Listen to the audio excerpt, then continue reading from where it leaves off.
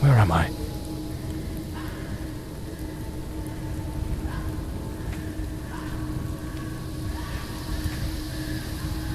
I know it's following me.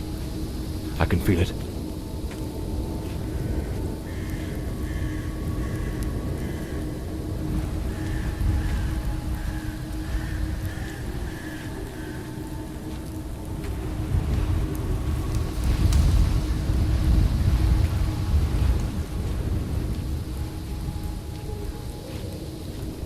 I shouldn't have taken such a risk.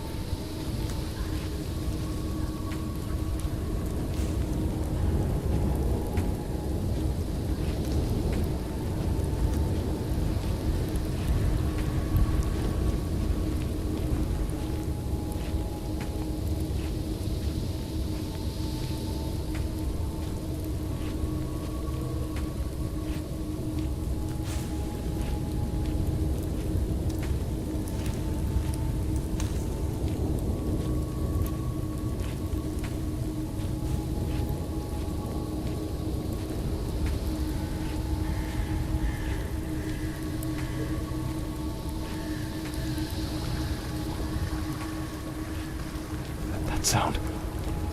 It's coming from the river.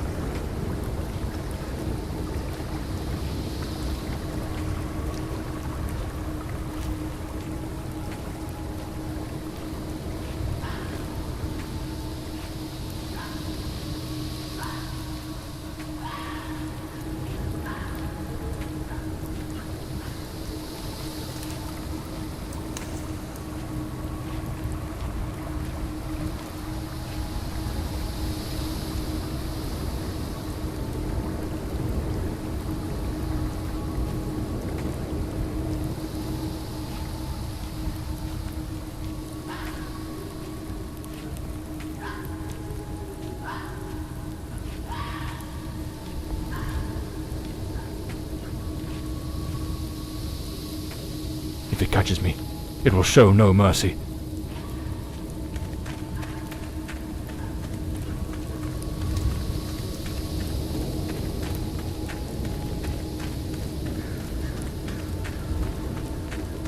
I know it's hidden somewhere in this forest.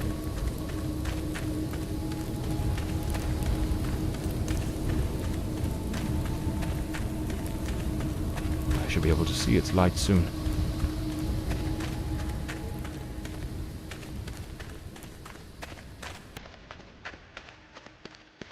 At last, I can gather my strength and plan how to face that monstrous thing.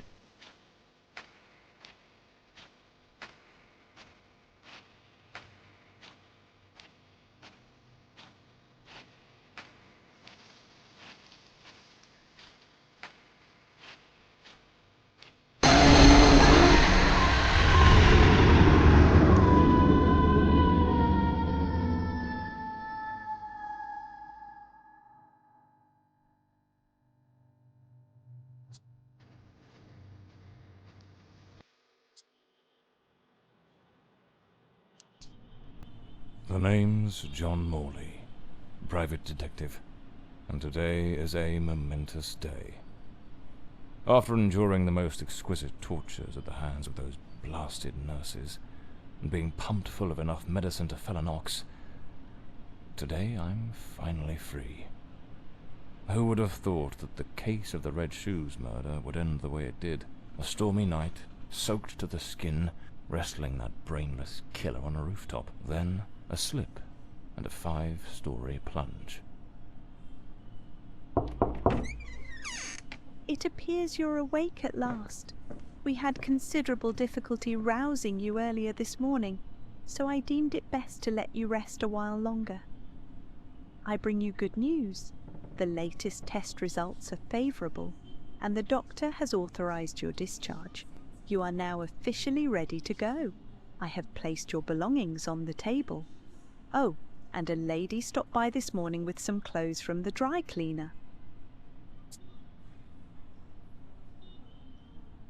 So I'm better now? Yes, you are much improved. Both your physical and psychological assessments have been satisfactory, and there are no impediments to your returning to your normal life.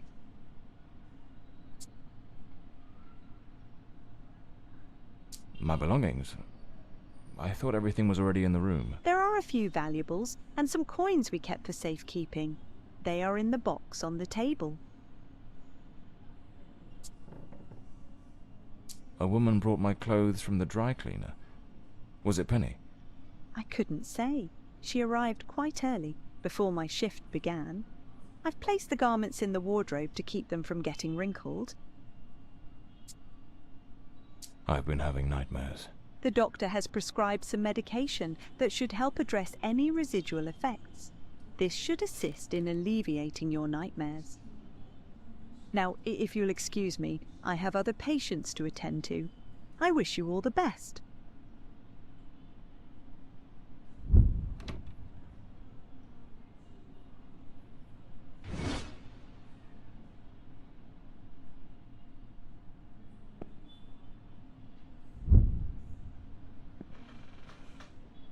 Blimey, it's nearly noon. I must have lost track of time in those blasted nightmares.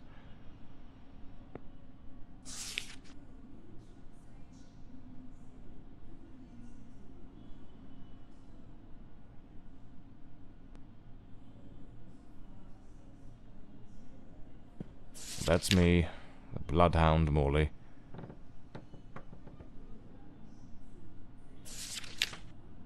Story of my life. Nearly broke.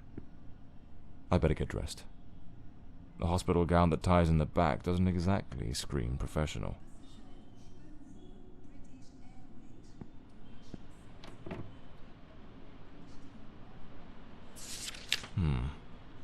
So the mystery woman who took my clothes to the cleaners was Penny after all. Seems she's still got a soft spot for me. Could there be a chance I might win her over? These do a fine job of hiding any belly. Well-structured shoulders, nicely padded. Gives off an air of authority. Keeps the crooks wary and catches the ladies' eyes. Looks brand new. The collar's pristine. I usually use the Windsor knot. I should get myself a pair of derbies. Or brogues. They're much more comfortable. Besides, if I slipped, it was because of those damned hard soles. Rainy and overcast. Typical London weather. This note's from Penny, my secretary. She must have left it here a few days ago while I was still under observation. Damn it, Penny. I don't blame her, though. I'm a right mess. I've managed to lose the only two things that kept me grounded. Her sound advice, always spot on, and the faint hope that she might dump Peter and give me a chance.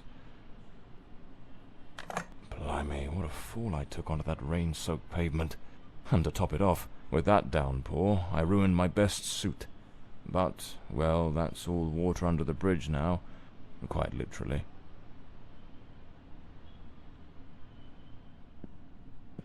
Trenchcoat and fedora hat. Every detective's must-have.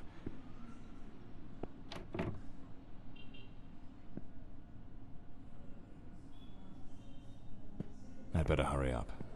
Just like Penny says in her note, I might have a new client this afternoon. And with the way things are going, I can't afford to let that slip away.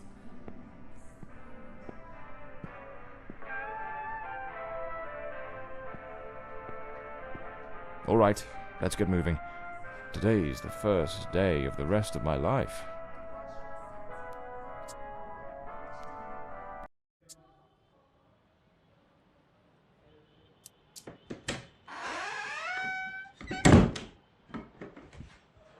Back again. Feels like stepping into a forgotten paradise.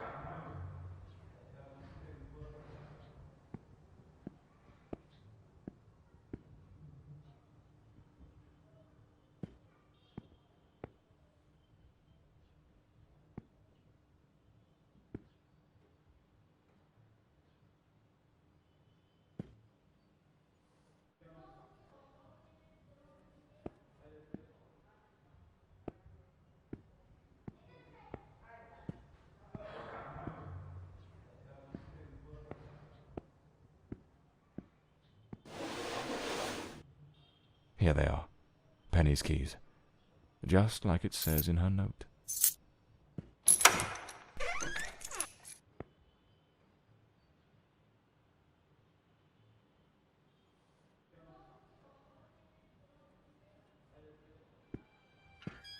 Penny's desk.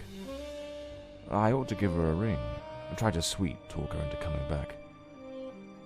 If this new client brings in some decent dough, maybe I could settle what I owe her, and use a little charm to win her over. So this is Peter. That smug grin's got "Punch Me" written all over it. The murder weapon from the cadaver collector case. Nasty business, that one. The case of the Red Shoes murder. One of the most complicated I've faced. Finally. Case closed.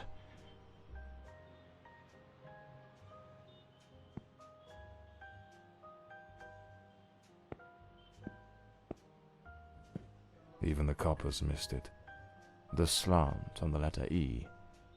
That's what gave away the typist in the black letters case. My files. Cases, clients, debts. Too many debts. Far too many. This case is worth its weight in gold. Everything you need for a portable lab. This one's a favorite.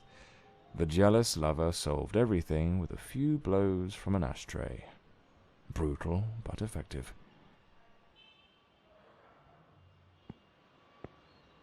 My desk, strangely tidy. Normally it's buried under papers, notes, bits of evidence. Penny must have wanted to leave everything spick and span before she walked out on me. Another one of my cards. But this one has my last name circled.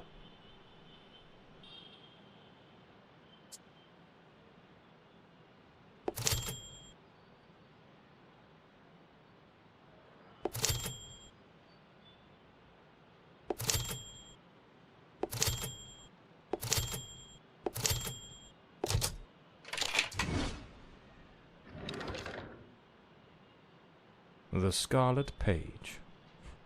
I trust Penny didn't go snooping through my things while I was away. Oh, my apologies, madam. I didn't hear you come in. I was a bit distracted. Good afternoon, Mr. Morley. I trust your assistant informed you of my visit as promised. My apologies. I was rather engrossed and didn't notice your arrival. To whom do I owe the honour of this meeting? Lady Margaret Fordside, the 4th Countess of Bloomsbury. Lady Margaret, could you tell me what brings you here today? How can I assist you? I shall endeavour to be as candid as possible. 20 years ago, when my daughter was just 18, she was brutally murdered. It happened at our family estate, Bloomsbury Manor. Someone slipped into the house unnoticed, and upon reaching her room, delivered 5 fatal stab wounds to her chest, lungs, and heart. The police, eager to close the case, hastily blamed and condemned 2 violent thieves who clearly had nothing to do with her death. The investigation was closed, and justice was never served. I am prepared to offer you £30,000 if you take on this case, and a further £30,000 if you can solve it and bring the true killer to light. Tell me, Mr. Morley, will you accept this case? I understand your distress, Lady Fordside. But before I commit to anything, might I trouble you with a few questions? By all means, Mr. Morley. Ask whatever you must.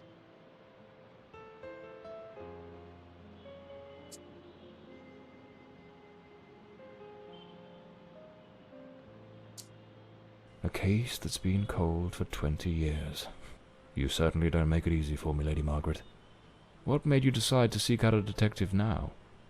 For over 2 decades, I've fought tirelessly to have the case reopened, to prove that the real murderer escaped justice. But all in vain. Neither solicitors nor well-meaning police friends nor even journalists hungry for a dark story have managed to uncover anything. Then one day, I read about your success in solving the case of the Red Shoes killer. Regrettably, I also learned of the unfortunate incident that left you hospitalized with grievous injuries. On the advice of your secretary, Miss Penny, I waited patiently for your recovery. And now, here I am.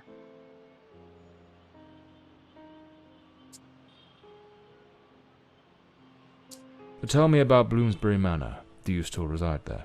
After Elodie's death, I abandoned the estate. I couldn't bear to remain there, to live within those walls. Even now, when I visit the manor, it still feels as though I can hear her footsteps echoing through the halls, her voice humming that old melody, the delusions of an old woman who has mourned her daughter for far too long, Mr. Morley. No mother should ever have to bury her child. Should you accept the case, Bloomsbury Manor would likely be the best place to begin the investigation. I shall not impede your work, as I now reside at Bedford Square, in the heart of the city.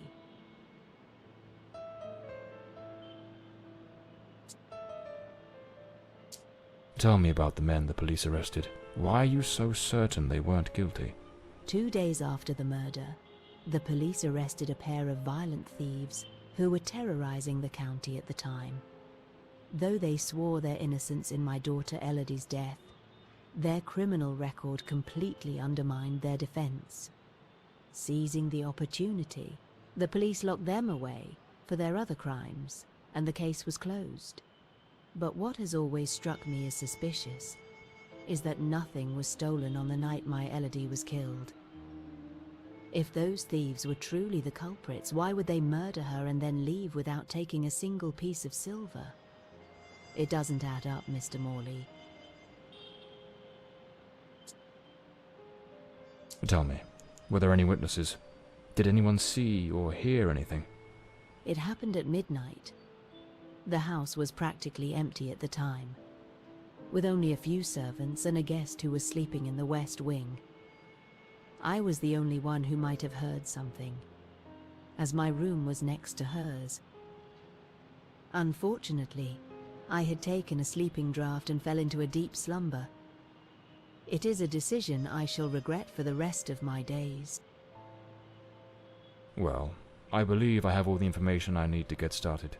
I accept the case, and will begin the investigation immediately. I'm pleased to hear that. My butler will bring you the £30,000 tomorrow morning. Now, if you'll excuse me, I have matters to attend to. Once you uncover the culprit, contact me at once, and I shall promptly deliver the remaining £30,000.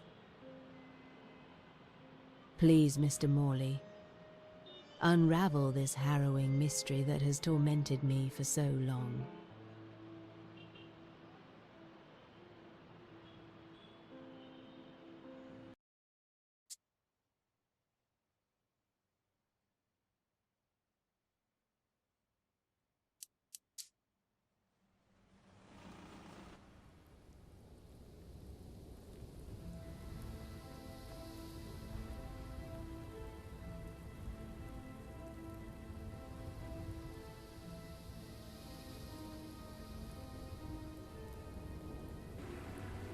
As I made my way through the dense forest path, a haunting silence enveloped the air. It was as though the very night of the crime still lingered here, shrouded in an eerie calm. The manor stood before me, its facade as inscrutable as the shadows that danced in the moonlight. Every step I took felt like a step deeper into the heart of a mystery that refused to be forgotten.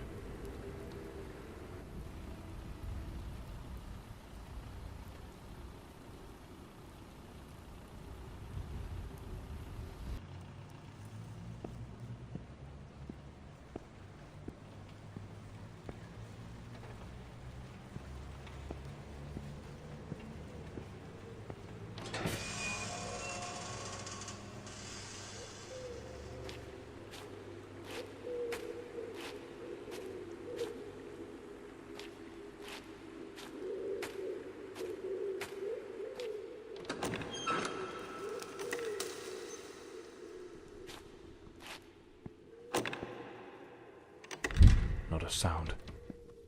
The stillness feels heavy, like it's hiding something.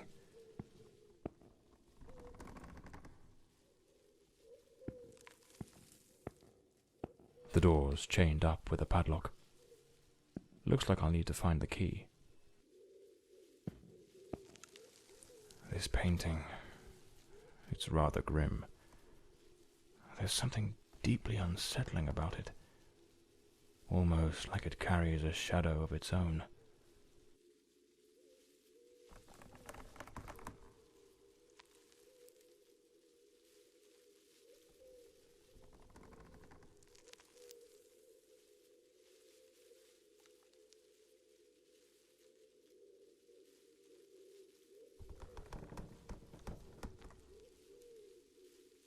It seems Elodie had a passion for art, but her style wasn't exactly well received. Disturbing from the looks of it.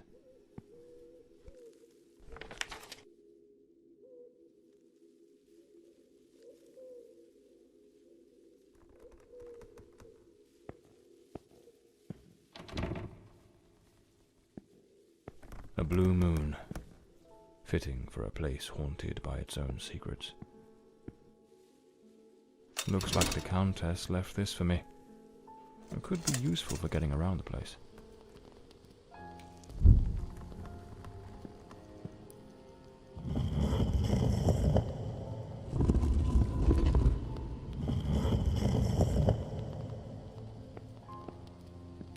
It seems Lord Fordside was a renowned sculptor, though his works were somewhat sinister.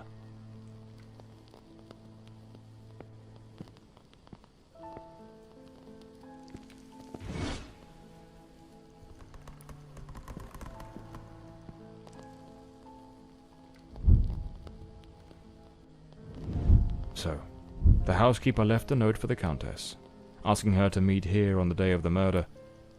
I wonder what truly happened during that encounter. Very well. Let's piece the events together, step by step. A globe resting in a beautiful wooden stand.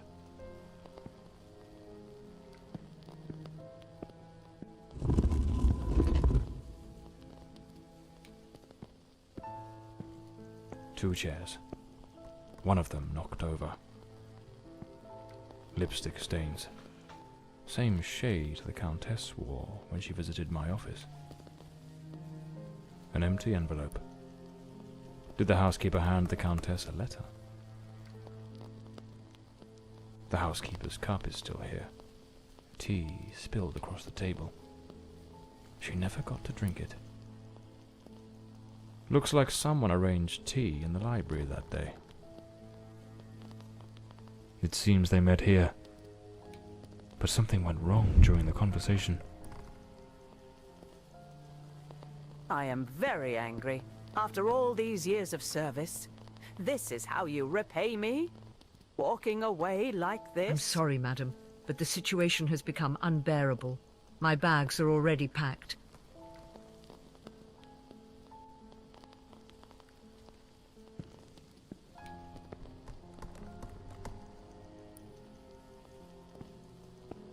The Fordside family crest, a rampant dragon, a time-honoured symbol across European heraldry, particularly among the English and the Welsh.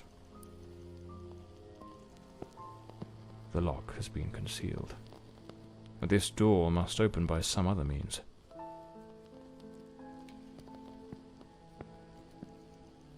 Another painting by Elodie. There's something deeply disturbing about her work.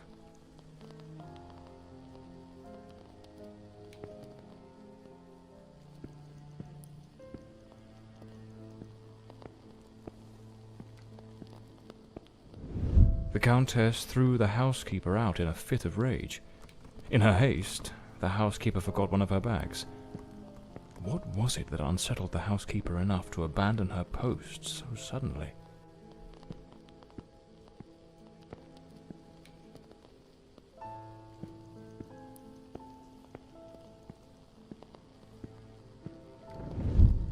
Lady Fordside, still seething, burned something in the fireplace.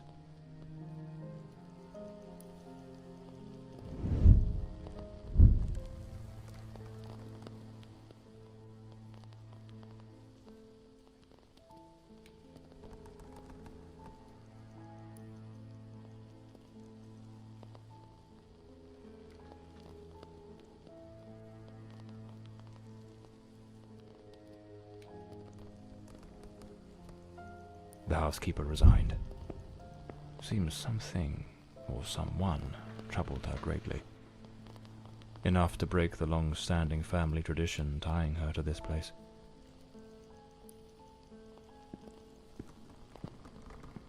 Looks like this is the Fordside family book, showing some of their ancestors.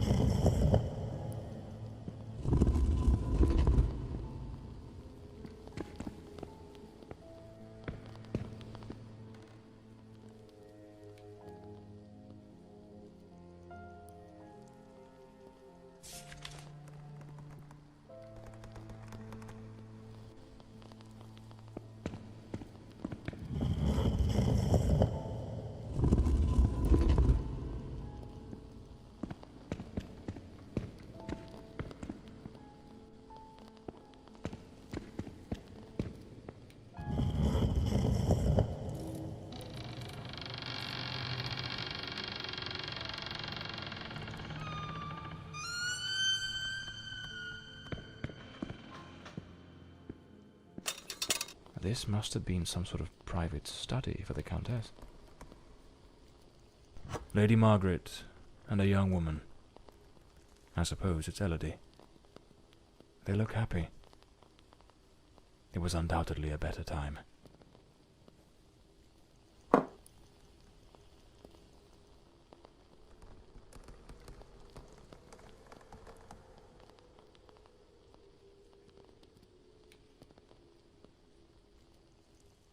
Elodie was committed to a psychiatric facility, but she supposedly recovered from whatever ailed her.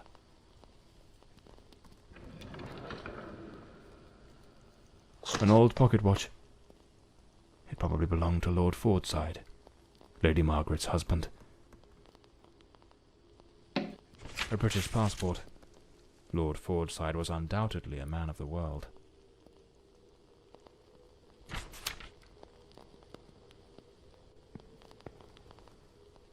This looks like the key to the main hall.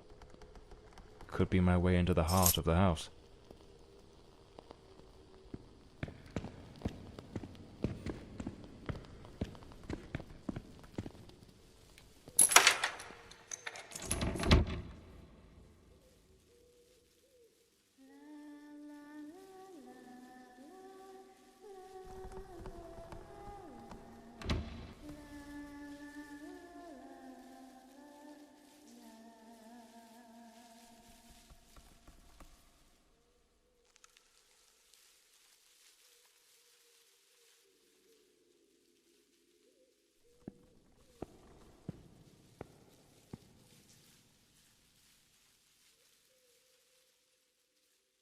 Here lies Elodie. Rest eternally, beloved daughter, beneath the tree that once watched you grow. Buried.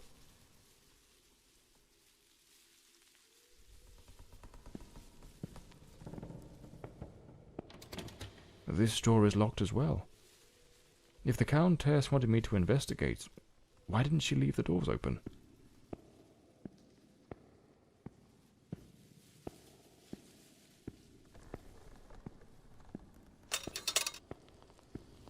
Layers of dried oil paint, left untouched for 20 years.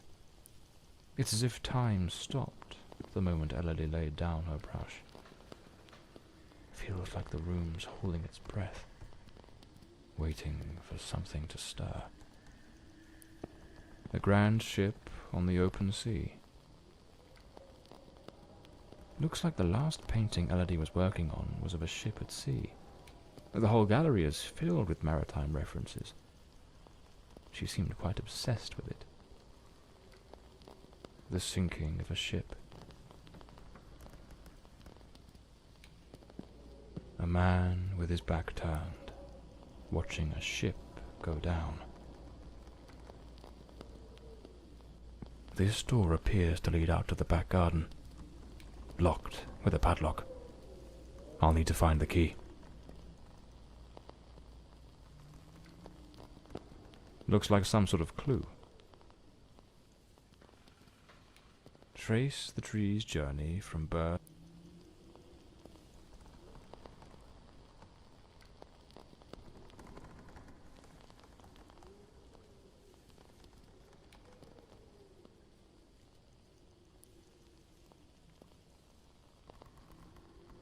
Lady Margaret took special care to secure the house, restricting access to certain areas.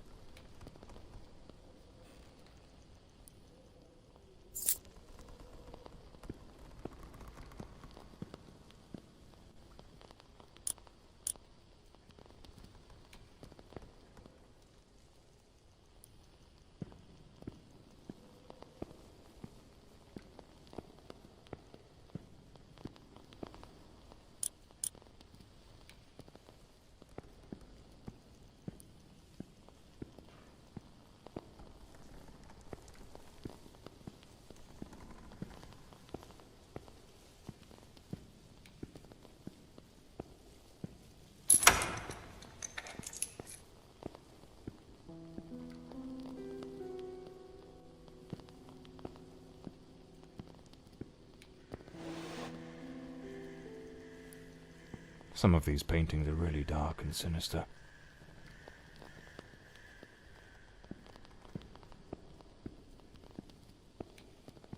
This looks like Elodie's diary. Let's see what her last entries reveal.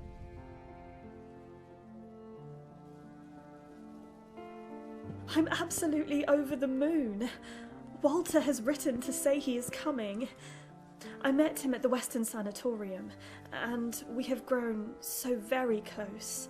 He was there recovering from the trauma of a shipwreck, where he tragically lost his companions. By sheer luck, he was rescued, but not before spending an entire year on an island living amongst the natives. He truly is an adventurer.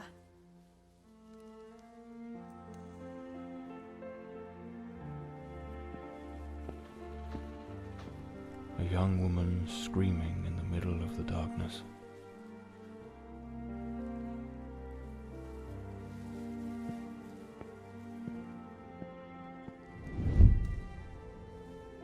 I'm so happy. Walter has finally arrived. I must admit, I am utterly captivated by him. I invited him to visit, and he gave me his word he wouldn't fail to come as soon as he was able to leave. And now he's finally here. I can scarcely contain my joy. It feels as though all the darkness has faded away.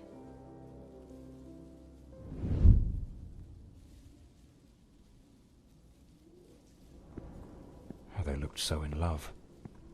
So happy. I wonder what became of Walter after Elodie died. Damn it, it's not here. It's simply not here. This must be the Countess's handwriting.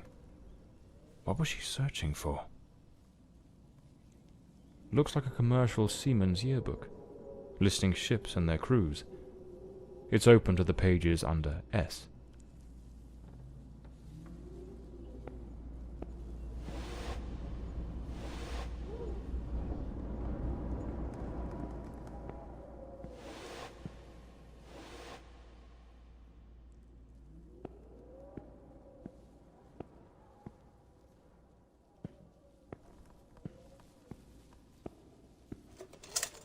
Those poor souls. Tragedy seems to have cast a long shadow over this family.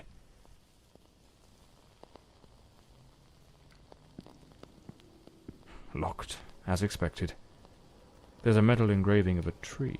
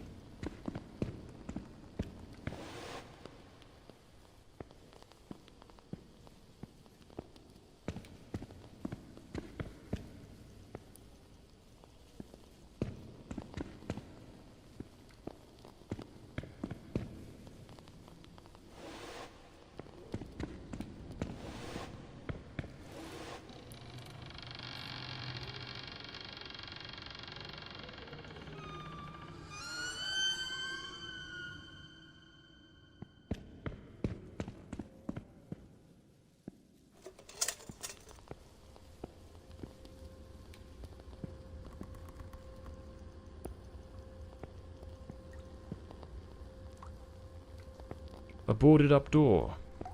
The access to the servants' quarters appears to be blocked for some reason. Something definitely happened here. Was it a struggle? Some of these tools have been bent, likely trampled over. A silver knife is missing, and it's nowhere to be found. Likely taken by the same person who caused all this destruction.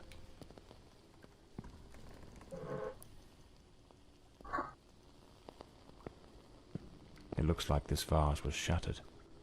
Not just dropped, but smashed with intent.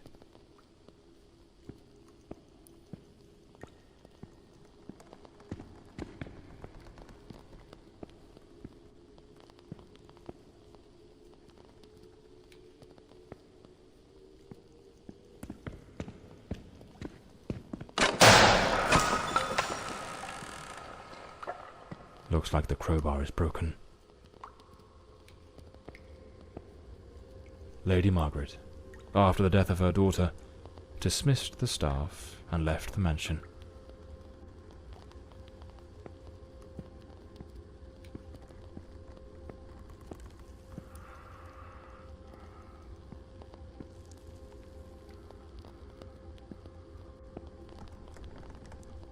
A pair of blood-stained scissors stuck in the sink basin. Deeply unsettling.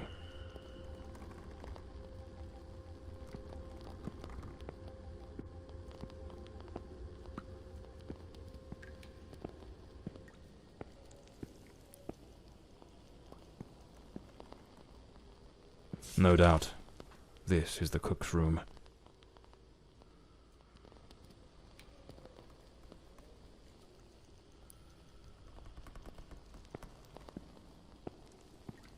A good way to motivate the staff.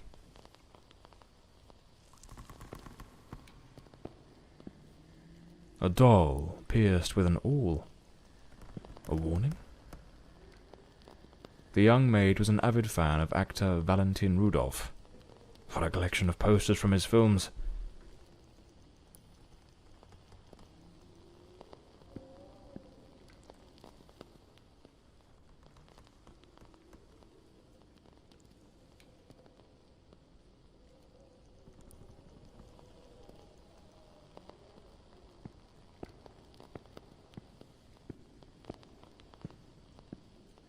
A backgammon board. One of the oldest board games.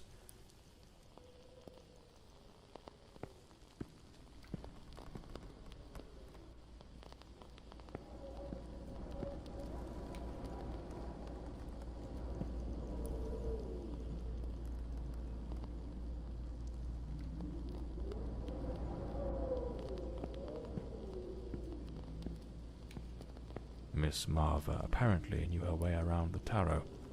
What a dreadful spread, and what a chilling omen it revealed. Evil approaches. It will bring death, and lay ruin to the house and all who dwell within.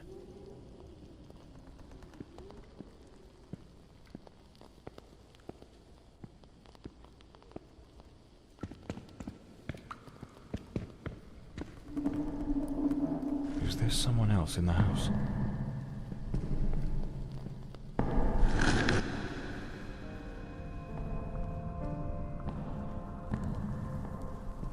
Who the devil is that man? He had a knife. I'm completely in the dark here. I don't think he saw me.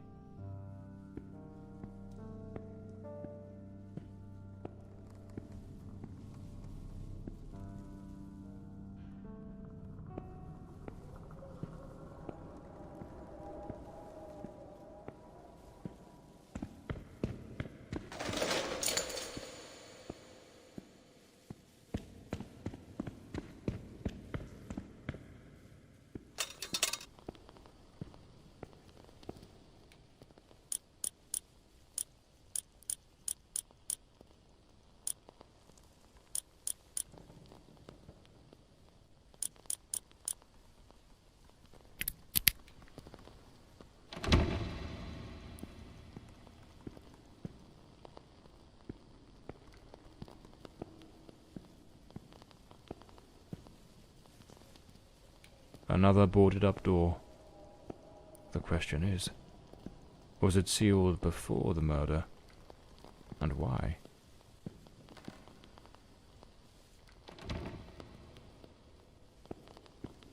This must be Walter Brandon's room.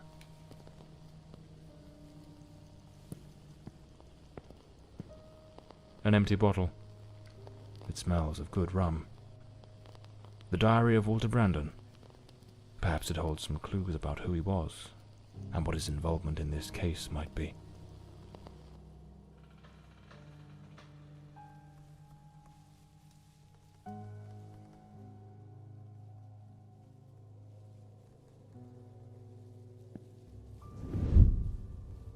I am terrified that man has found me.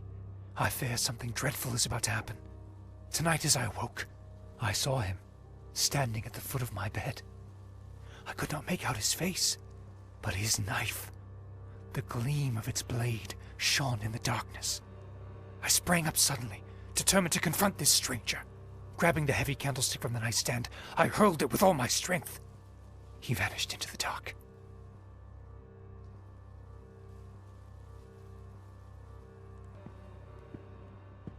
A model ship. Mr. Brandon must have felt a deep yearning for the sea.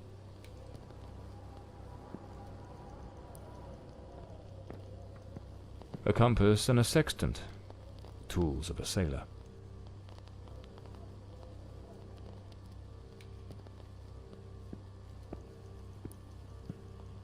The painting of a ship, unmistakably in Elodie's style.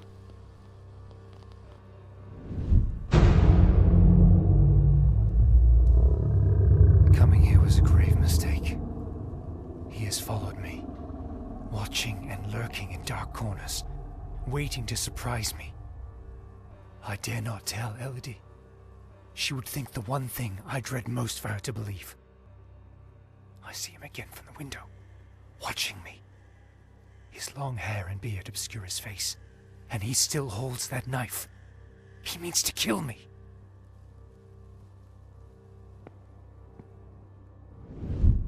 I am losing my faculties. It is best I return to the ship. Everyone seems to be conspiring against me. The housekeeper despises me, accusing me of misconduct. Perhaps I'm not a man of refinement, but I know what respect is. Yet this morning, as I awoke from my rest, she was enraged with me. It was of no use to tell her I had slept peacefully. An external maid who comes to clean was crying and accusing me of having approached her in an unseemly manner. I would never do such a thing. I am a sailor, a man of the world. I know how to conduct myself.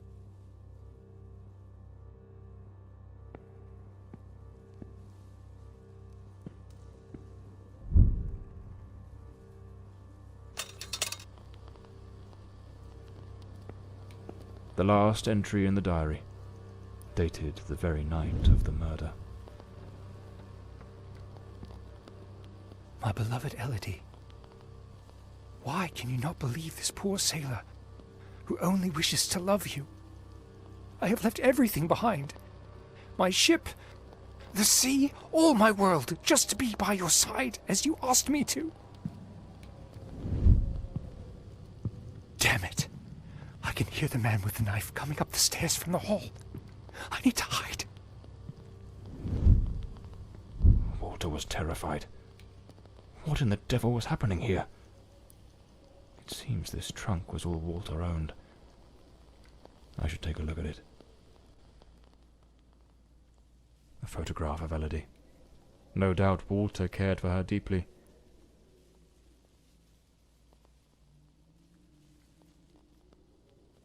Looks like the key to the back garden. I better head back to the staircase gallery. Pretty sure I saw a door to the outside there. Seems I'm not the only one with a fondness for hats.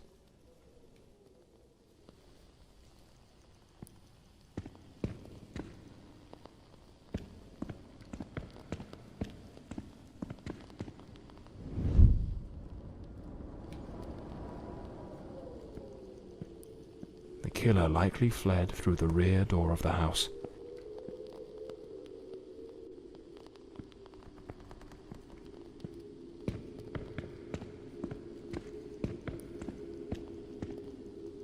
At that old fountain in the garden, now little more than a basin of stagnant water, one can still make out the faint impressions of bloodied hands. It seems almost certain the killer stopped here, in a hurried attempt to wash away some of the blood spattered across his body.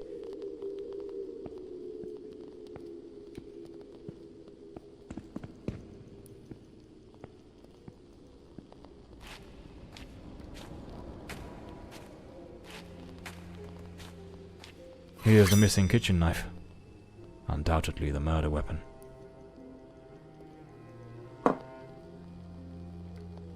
A filthy coat, soaked in some kind of blackened, hardened liquid, aged over time. Despite his injuries, the killer rid himself of anything that might incriminate him before fleeing the scene. The boots, the coat, even the knife. It's a chilling thought. But those very items remind me of the figure seen lurking near the manor, the same figure Walter Brandon spoke of with such dread, and perhaps the very one who was said to have harassed the maids. That mysterious presence was, in all likelihood, the murderer of Elodie Fordside.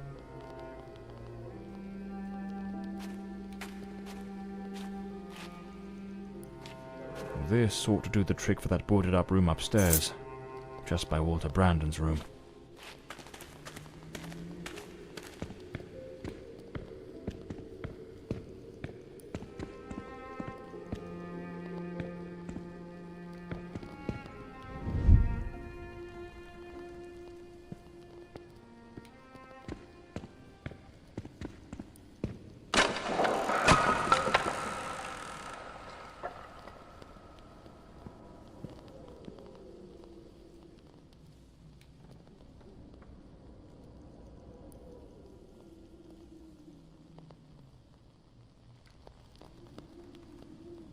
unlabeled liquor bottles. The damp and the passing years have likely worn away whatever once marked them. There's a distinct scent of wormwood, the plant at the heart of absinthe. Thujone, its active compound, could provoke hallucinations. Visions said to come straight from the goddess Artemis herself. A sharpening wheel. Lord Fordside likely crafted his own chisels. Lord Fordside was a gifted artist, no doubt, but his work betrayed a dark and tormented soul. This unfinished fallen angel stirs in me a curious sense of unease, almost repulsion.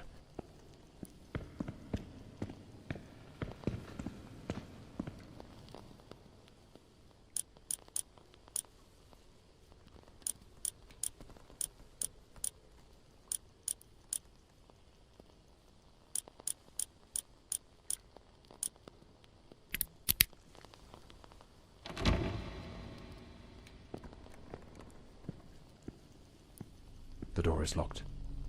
I'll need to find the key.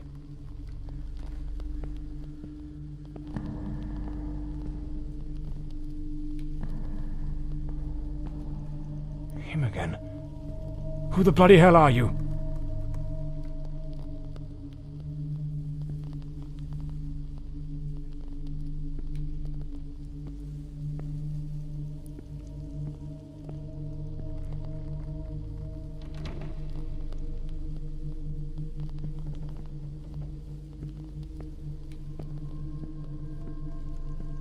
This room looks like it belongs to a woman. Lady Margaret, perhaps? Seems Lady Margaret was reading in the chair that evening. The book's still open, right where she left it. It's a damn fine bottle of wine.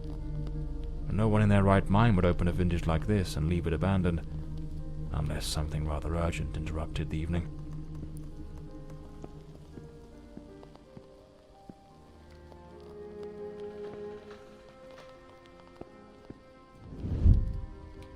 This is a nightmare. I am deeply concerned for Elodie. The housekeeper has long been warning me about Walter. I have made some inquiries, and nothing is as it seems. Elodie remains blissfully happy with him in the house. I am at my wit's end. Since her return from the sanatorium, she has been positively radiant, a true beacon of light. They go out together and seem to have a splendid time. He appears very close to her. This is in stark contrast to the picture painted by the housekeeper, which is a complete contradiction.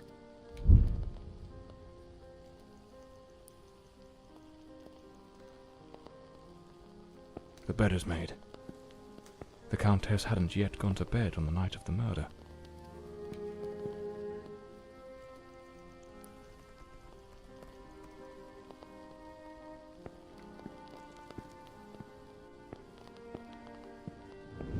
Last night I heard him scream.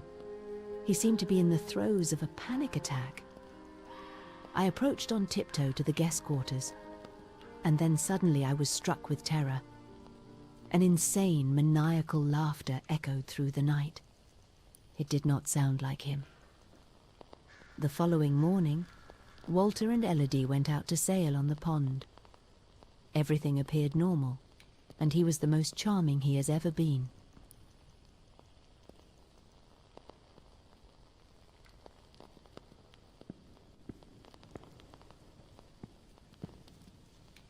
Something made of glass is shattered here.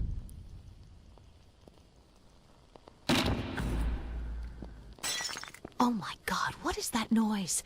It's coming from Elodie's room.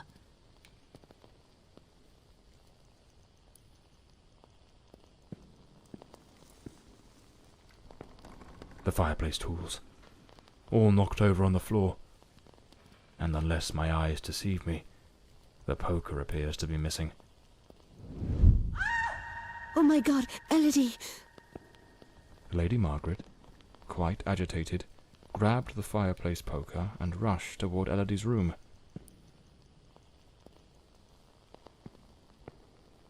A key. Likely the one to Elodie's room.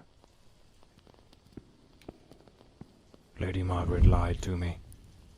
She hadn't taken any sleeping draught that night. She could have heard the attack and rushed to see what was happening.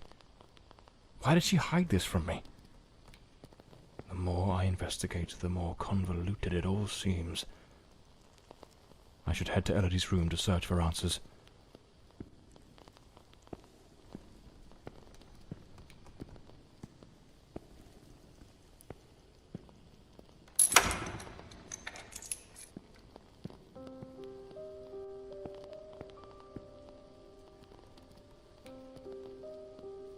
There was a struggle here, clear as day. Not a clean break-in. The killer wasn't subtle. A rag doll, tossed on the floor. I'd wager it used to sit neatly on the bed. Either it was knocked over in the scuffle, or perhaps Elodie dropped it herself in the panic. Photograph of Elodie Fordside and Walter Brandon. If my memory serves me right, looks like it was taken at Westland Asylum.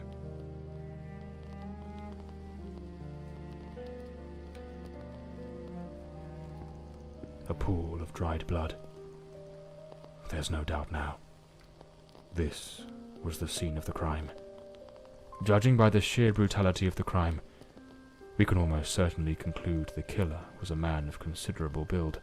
The blood-stained coat, found alongside the greenhouse knife, suggests that the mysterious figure seen loitering nearby may, in fact, be the very same individual who committed the murder. They say the killer always returns to the scene of the crime. But 20 years have passed. Why now? Let's attempt to reconstruct the events, just as they might have unfolded that night, and try to understand precisely what happened.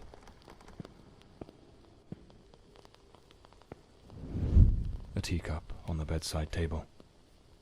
Elodie must have lain down that night, perhaps already drifting to sleep.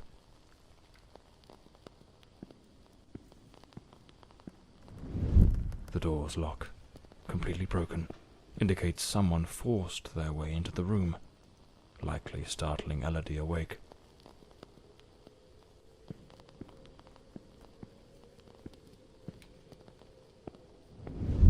Elodie tried to flee, but the killer cornered her near the vanity.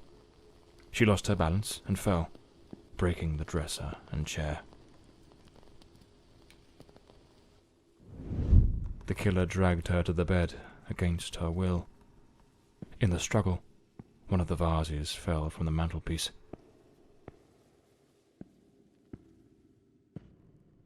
On the bed, the killer stabbed her mercilessly, again and again, staining the sheets with blood.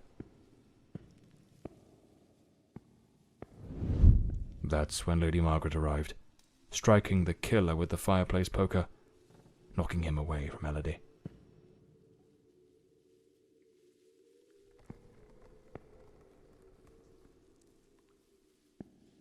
Wounded, the killer fled the scene, but it was already too late.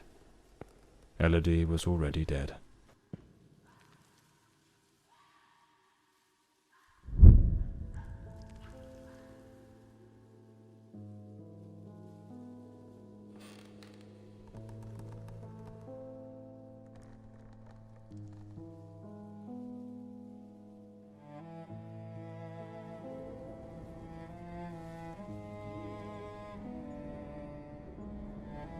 The old Bloomsbury mansion. It choked my thoughts. It had that kind of sadness that seeps into your bones like old damp, and that sudden abandonment, so clear before my eyes, looked like a sinister time capsule.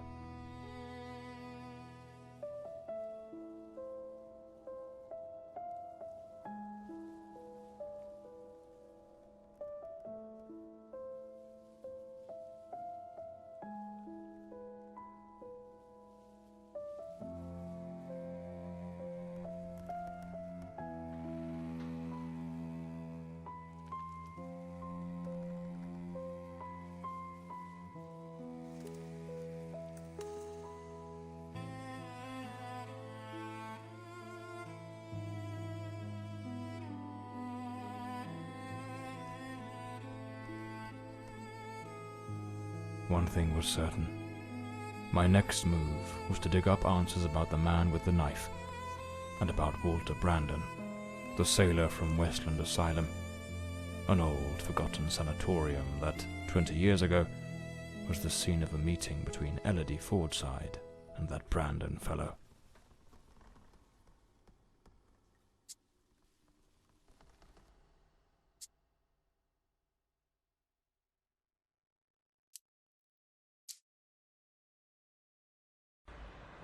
It was an ungodly hour when my battered car crept along the winding, shadowed road leading to Westland Asylum.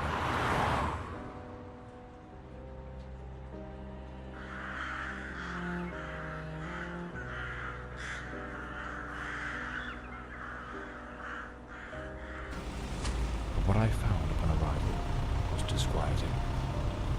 The building, forsaken for more than a decade, remained illuminated. Was it some ancient emergency system defying the passage of time? Or was someone awaiting my arrival?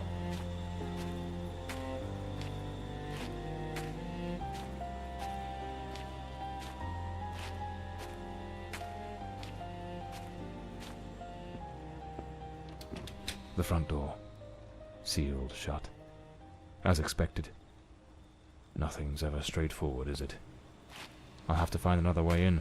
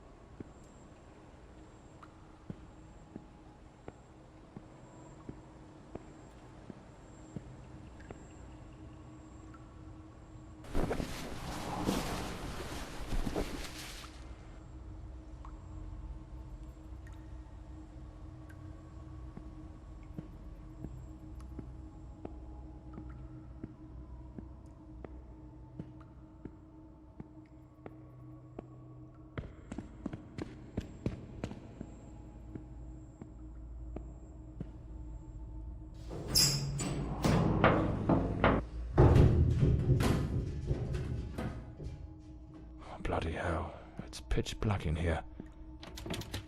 Impossible. Locked as well.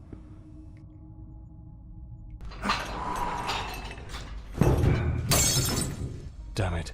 The lantern. It's broken. I'll have to manage without it for now.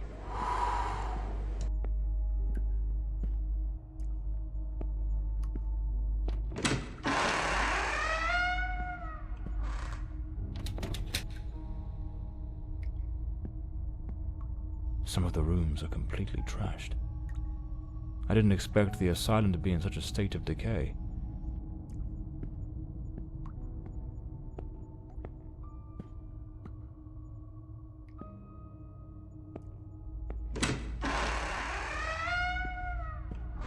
The girl? How is the girl? You mean Miss Elodie Fordside? Don't worry, that bloke didn't lay a finger on her. But you took quite a knock. This is going to smart.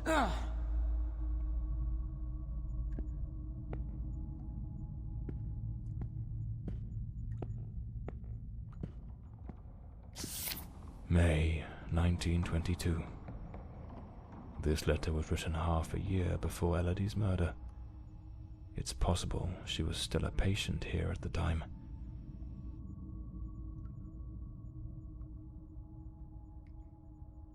The nurses were genuinely concerned about the aggression of patient B03.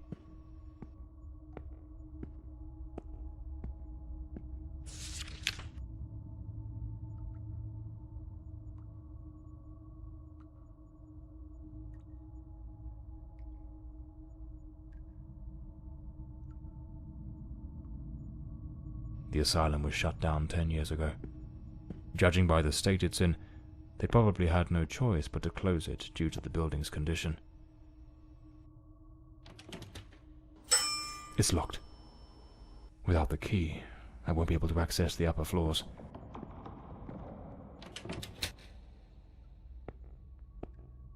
Some basic rules, but quite necessary, I must say.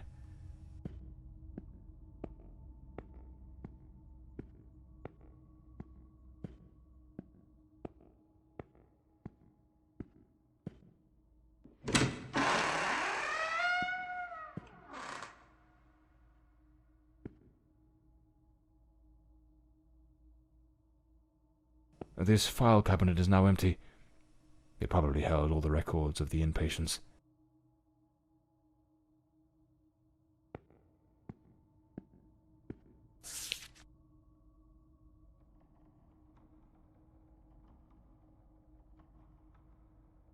I need to find Dr. Sheridan's office.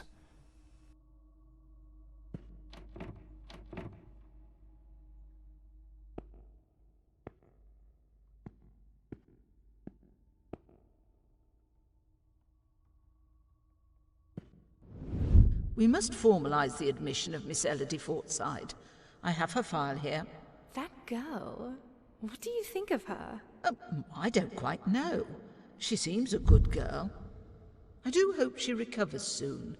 I know what Dr. Mulder thinks of her. Oh, don't be wicked. You cannot tell me you haven't noticed. Have you seen the way he looks at her? Shh, hush now. Someone's coming.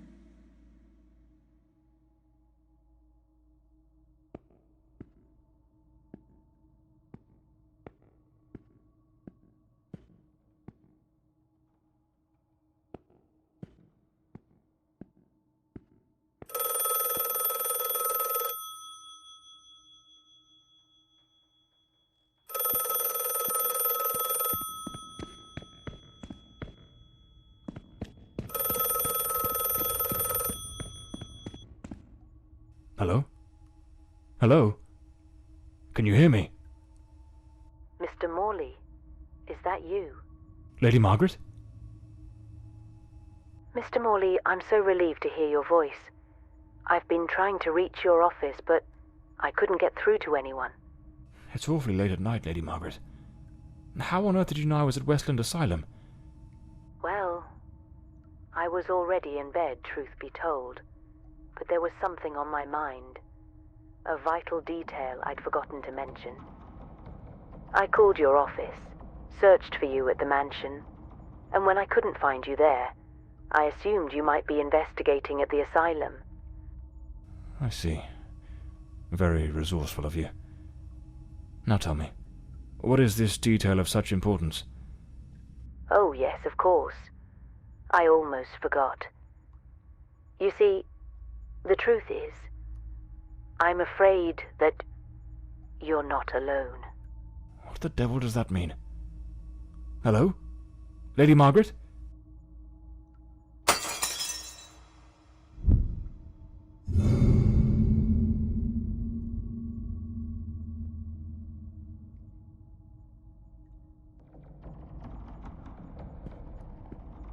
Westland Asylum was a top place in its good old days.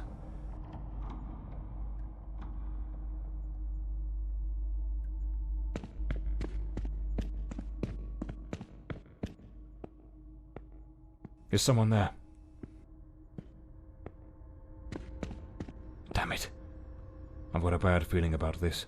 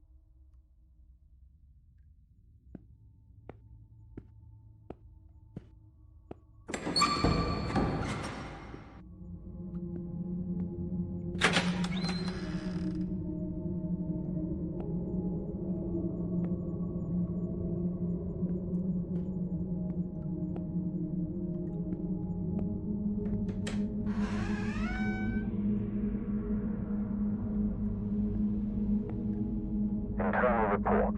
Patient 008, Miss Beatrice Marin, female, 28, reclassified after initial misidentification. Miss Marin presents with severe self-destructive behaviors.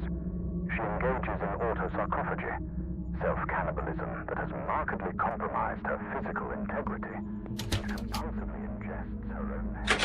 These actions, driven by deep psychological torment and overwhelming despair, leave her in a perilously fragile state. As a precaution, she is secured in a straitjacket and confined to an environment entirely devoid of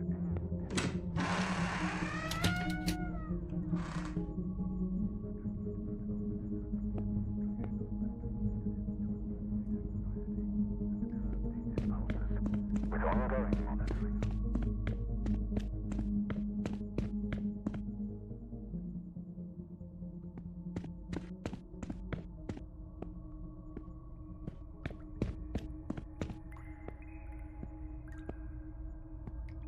Internal report. Patient B03, identity unknown. Male, early 30s. Admitted after being the cause of a series of violent incidents. The patient exhibits a disturbing duality. Episodes of unprovoked, nearly superhuman aggression, displaying raw, overwhelming physical force, and subsequent plunges into an eerie, profound apathy. His faculties appear suspended during these lulls, leaving him in a state of unnerving inertia. Due to the unpredictability of his violent outbursts, confined within a reinforced cell. Treatment involves high doses of bromide or morphine, and a regimented course of electroconvulsive therapy, alongside stringent restraints such as an anti-biting mask and iron muzzle. Ongoing monitoring is maintained. Internal report. Patient B02. Mr. Norbert Clark, 45, from Sanderson, is a persistent pyromaniac whose actions have repeatedly endangered both property and life. Despite his seemingly frail build, he harbors an alarming compulsion for fire setting, a tendency exacerbated by intermittent episodes of disorganized thought and incoherent speech under duress. His unsettling, fixed gaze suggests the planning of covert schemes, amplifying his threat. To mitigate risk, he is isolated in a secure cell, thoroughly cleared of flammable materials. His management includes a regimented program of sedatives and antipsychotic medications to stabilize his manic and schizoid symptoms, with vigilant oversight maintained.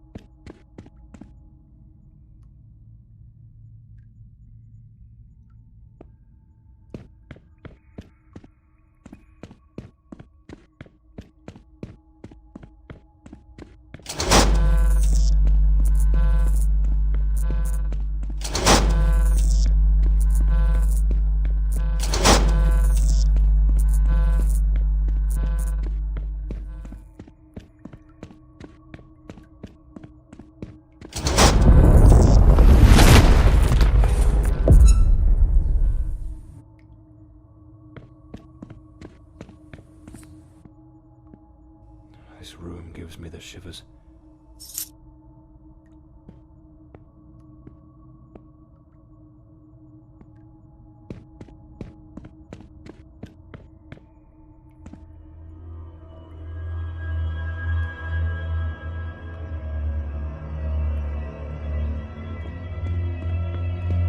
I need to hide.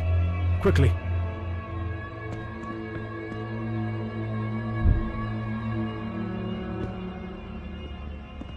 I can't hear it.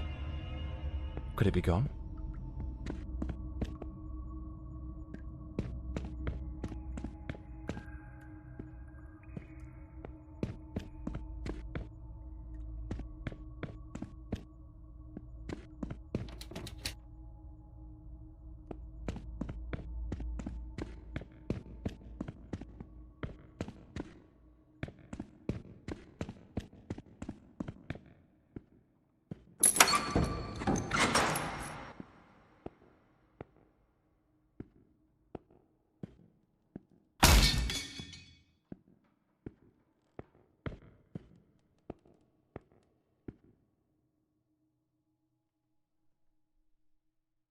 A cigarette case, with a bit of tobacco still inside.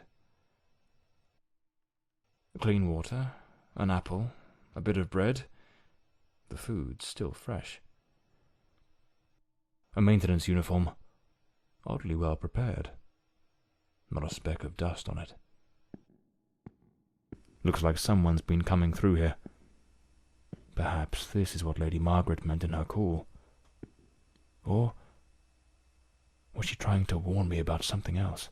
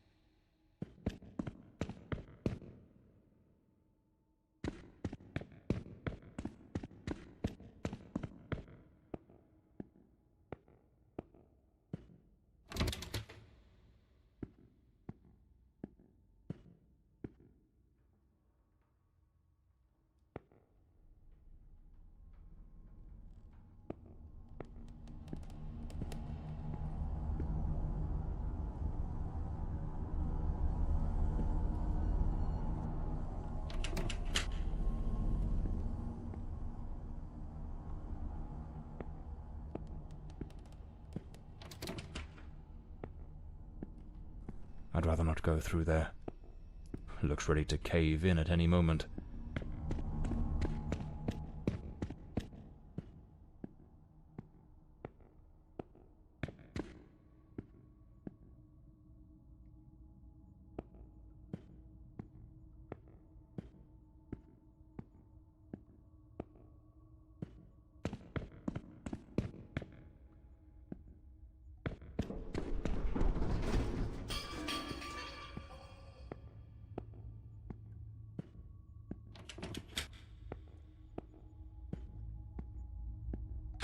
Here it is.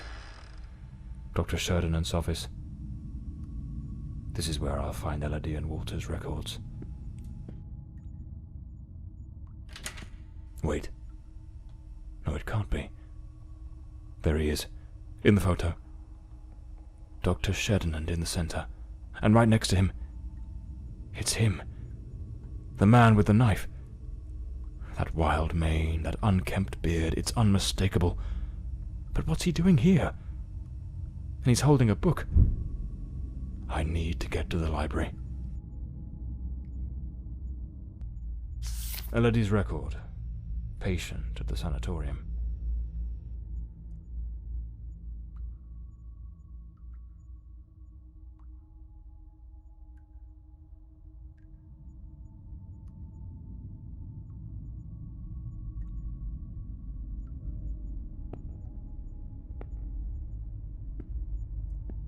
Nothing of interest here. Strange. Elodie's record was easy to find, but there's no sign of anything related to Walter Brandon. Something doesn't add up. What am I missing?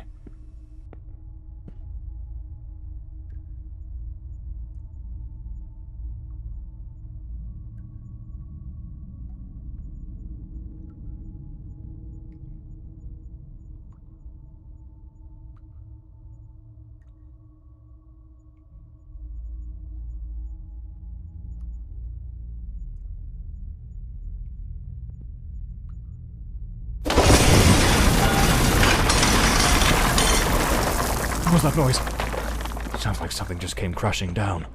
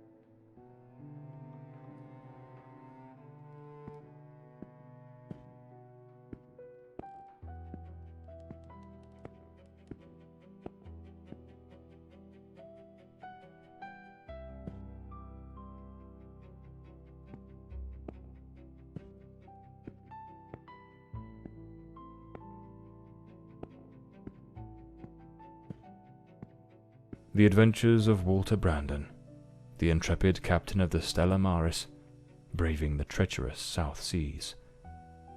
What in the devil does this mean?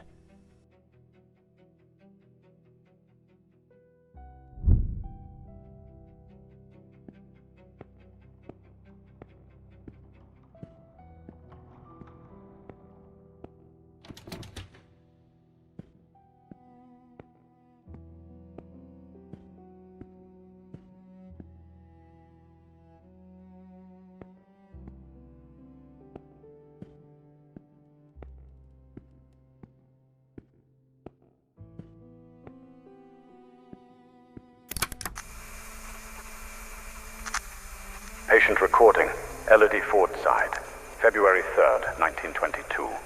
Daily record number 23. Let us begin. How are you feeling today, Miss Fordside? I feel well. Elodie, we have discussed this before. If you do not tell me how you truly feel, we will make no progress. I feel a little sad, perhaps. I am alone here. I miss my mother and having company. So much time with nothing to do makes me think of things I do not wish to think of. I see. Listen, Elodie. I believe you are looking at this the wrong way. If, instead of dwelling on what you call dark thoughts, you were to focus on possibilities, your outlook would change entirely. A young, beautiful woman such as yourself should look to the future with excitement. Think of all the adventures that lie ahead. Your family, your career as a painter. Perhaps even finding a man. A man of good standing. One who could protect you from your demons. A man? Tell me, Elodie, is there no man who stirs your heart? What in God's name do you think you're doing? Miss Fordside, you may go. We shall continue later. Very well. Have you lost your mind? Where is your professionalism? Do not presume to judge my methods with your oh-so-righteous reading therapy. Methods? The entire hospital is whispering about you. She is a patient, Dr. Mulder, and she is mentally unwell. Listen, Ferdinand. Stay out of my affairs, and I shall stay out of yours. Or have you forgotten which one of us is the director of this institution? Do as you please, but if I ever witness such a scene again, I will not remain silent. Damn fool.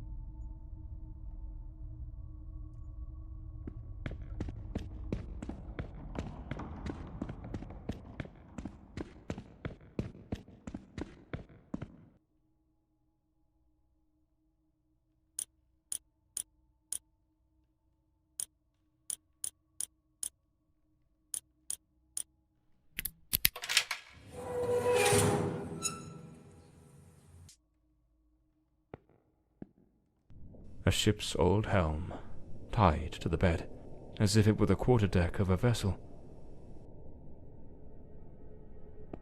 Stella Maris. That was the name of the ship captained by Walter Brandon.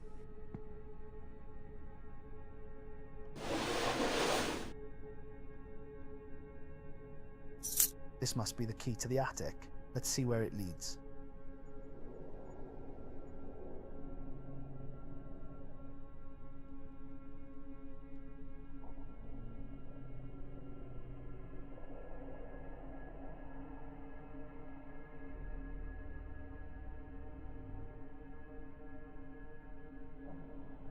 That hospital screen is positioned like the sail of a ship. This room is the room of a madman.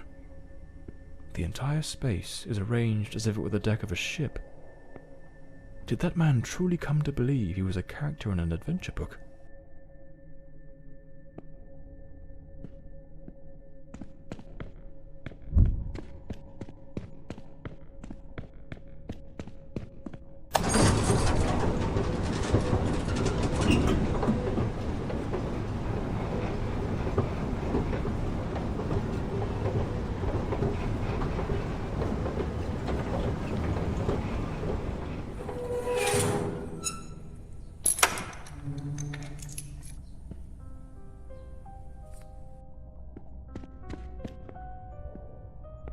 A pair of scissors and a comb. Elodie put in real effort to make him fit the mold of her ideal hero. Hair on the chair, strands on the floor. This is where the transformation took place.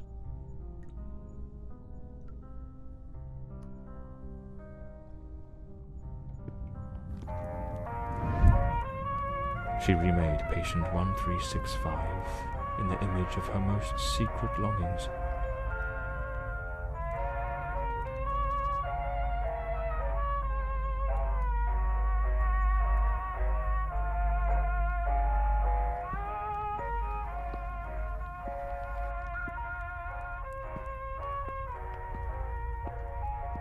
An alarm clock.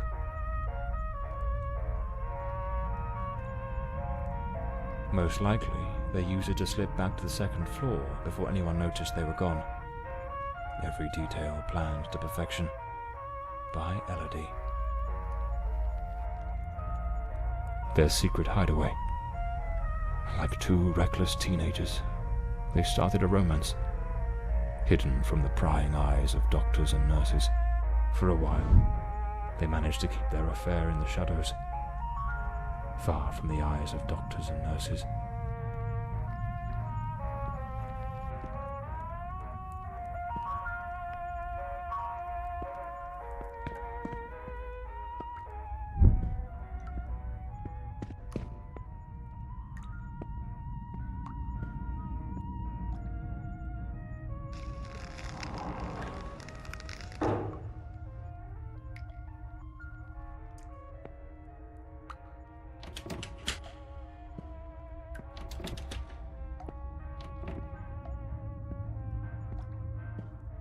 The room has been decorated to resemble some sort of island in the South Seas. Of course, I should have guessed. She pulled him into her world. Elodie created Walter Brandon.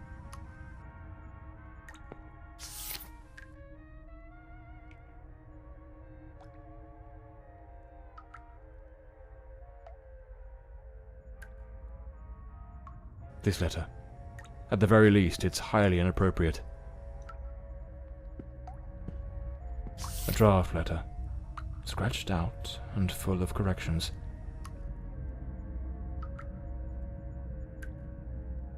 She goaded him into leaving the sanatorium. That man was desperately ill. But Elodie's selfishness outweighed what little sense she had.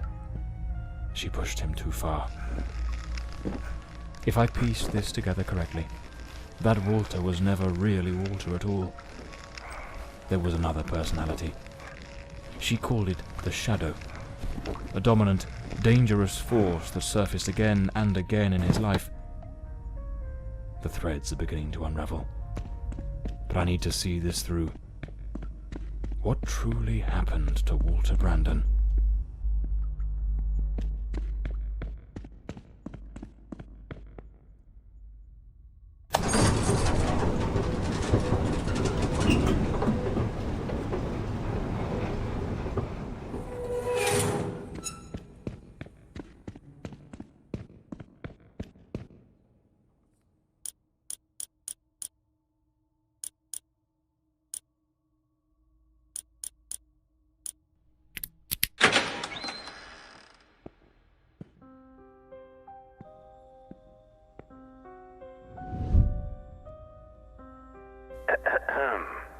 Patient number 1365 returns after an absence of 4 months.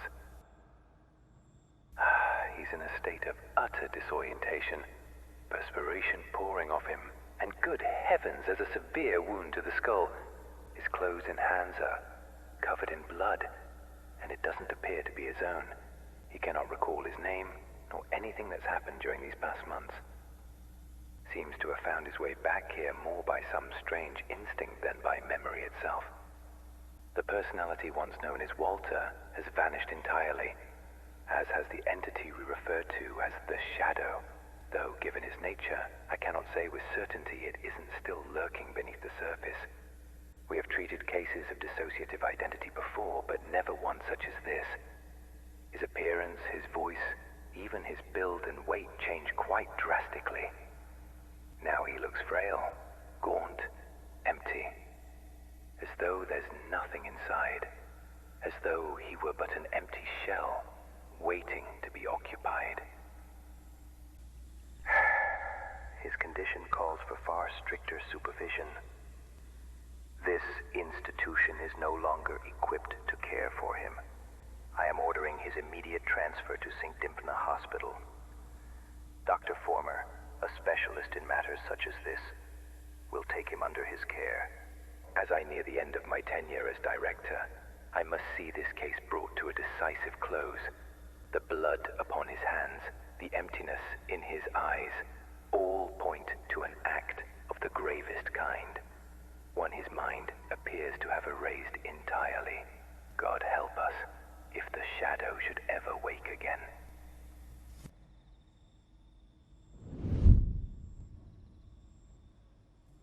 So it seems Walter came back to the sanatorium of his own accord, though he was utterly incapable of recalling what he'd done. They moved him to St. Dymphna's Hospital. Could he still be there after 20 years? What became of him? I'll have to follow this lead.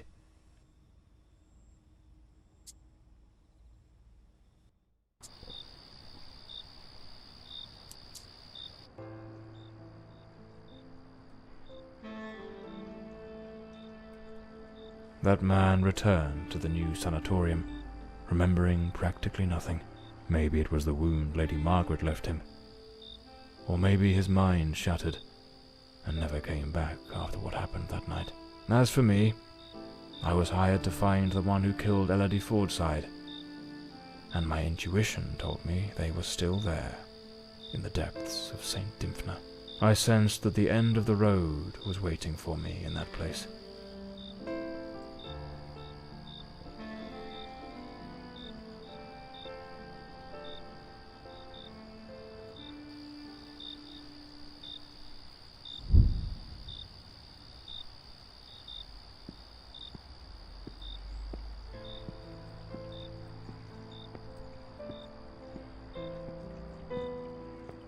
Can't very well saunter in through the front door as if nothing's amiss. I'll need to find another way in.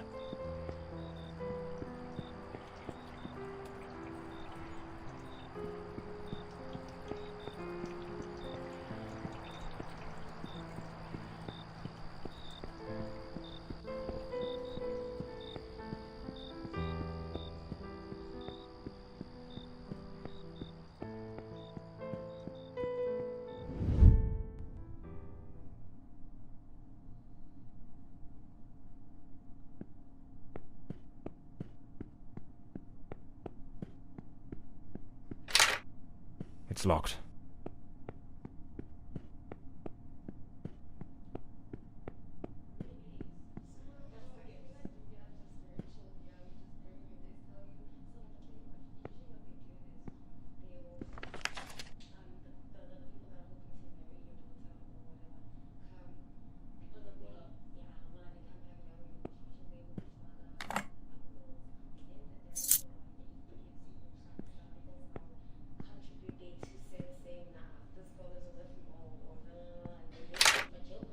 It's locked.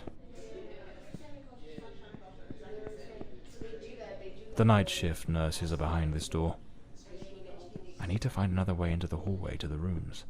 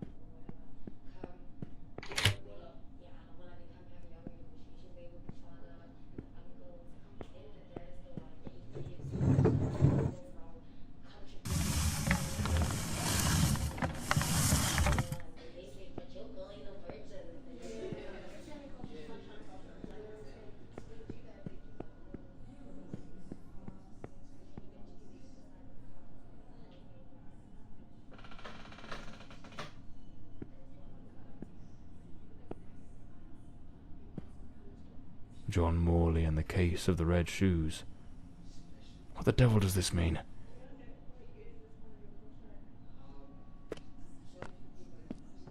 Lady Margaret. That fateful night, I was startled by the noise, those wretched cries of agony from dear Elodie.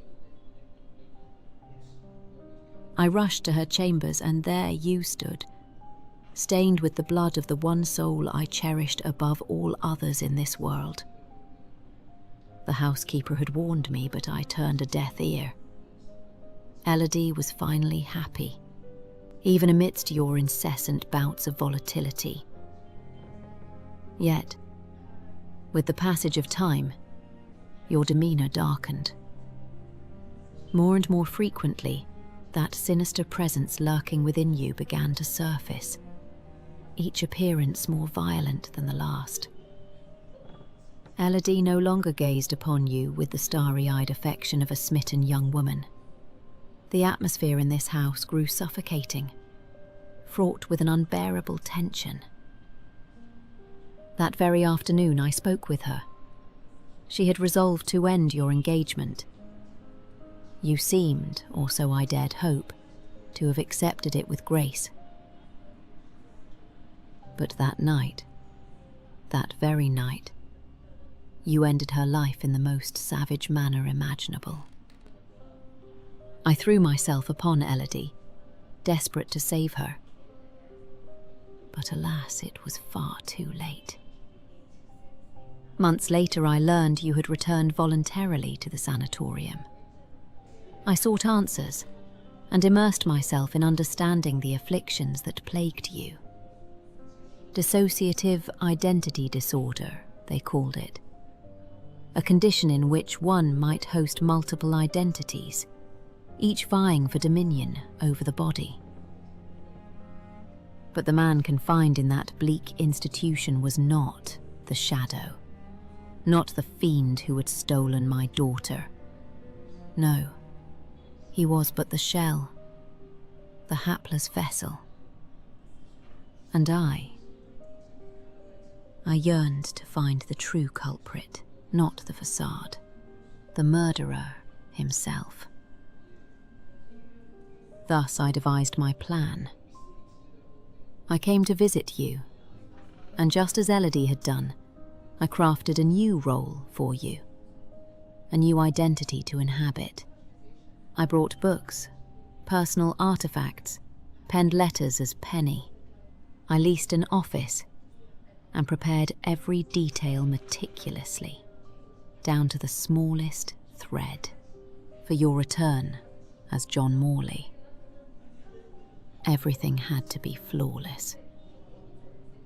And why, you may ask? To make you remember, to awaken the shadow, to summon forth the murderer from the abyss of your fractured mind. John Morley is a good man. Walter Brandon was a spirited young sailor, brimming with love for Elodie. But the shadow,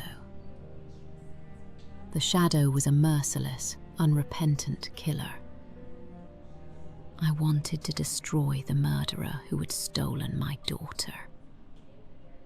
But I could never bring myself to harm an innocent man.